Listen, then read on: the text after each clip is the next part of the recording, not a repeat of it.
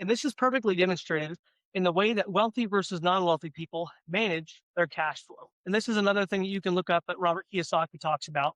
But he draws out this perfect little graphic here that really illustrates how people spend their income. And what he says is certain types of people spend their money certain ways, and that brings them certain results. I know, deep stuff. Now, this has less to do with how much money you make and how you think for your money. So you could be broke, so to speak, like people who win the lottery or people who play in the NFL and they make $3 million, $5 million a year. And 78% of those guys within just 3 years, 36 months, are selling off assets. They're selling houses, they're selling cars. They're in what's called financial duress because they don't understand how to manage cash flow.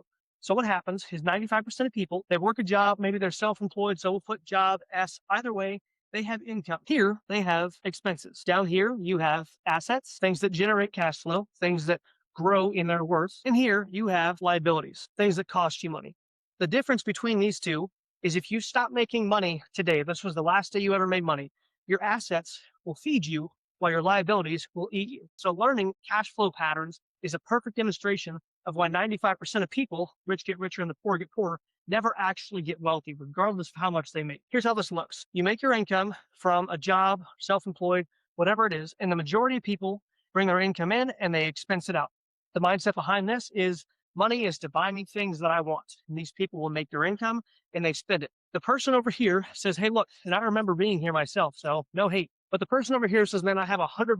What can I do this weekend? Maybe we can go out to dinner. I can go to the movies. I can go XYZ. We can get maybe cheap concert tickets. Probably not anymore, but I have $100. What can I buy? So this is the spending patterns of a poor person who does not have wealth thinking. So over here, no wealth thinking, poor person. I make money. I spend money. Doesn't matter how much they make. You're just broke at a higher level. If you make $500,000 a year and your spending patterns look like this, you never really own anything of value and all your money is gone when it comes in. The next person is someone who would be called a middle class individual, and they make their income. They go purchase things. Those things are expenses, and then those things go out. Here, this person has maybe some more toys. They have more cars. They take better vacations. They might have a nicer home. Okay. And they might have some things that are maybe beginning to be investments, but for the most part, this is, I'll say, middle class. This is based on what he said. Again, this is not meant to be offensive. This is just to help you understand finances the same way that I've been able to learn them. This person is middle class. And again, they have little to no wealth thinking because they still think money buys me things that I want.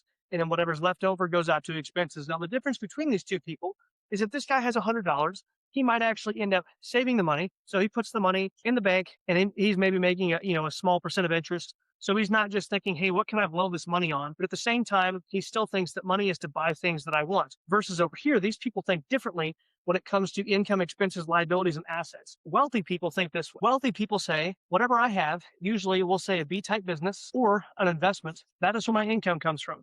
I take my income and that income goes out and goes directly into the asset column. I want to buy things that make me more money. As those things make me more and more money, investment properties, investments, buying businesses, building systems, all these different things, I'm investing back into my company. I'm investing back into myself. As I start making more money, that money can then go out and help me purchase some of the things that I want because I've taken my income and I've created additional cash flow from my income, like a snowball rolling down a hill. It gets larger and larger as it goes. Once I've done this enough, my income comes in.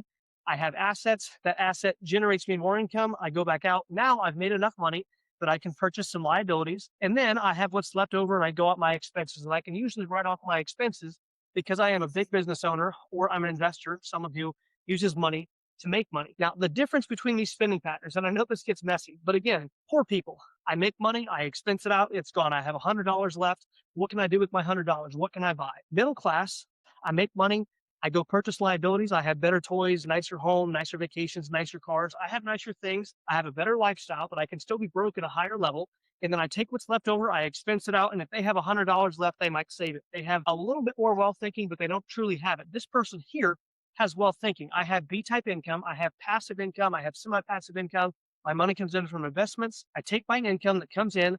I buy assets. I reinvest. I buy more assets, more assets. As I make more and more money, I then take that money, I strip a little bit off the top, I purchase some of the things that I want, and more often than not, the things that they want can actually be investments. This is why people will purchase properties that they actually have as an investment property, but guess what? They can also stay there.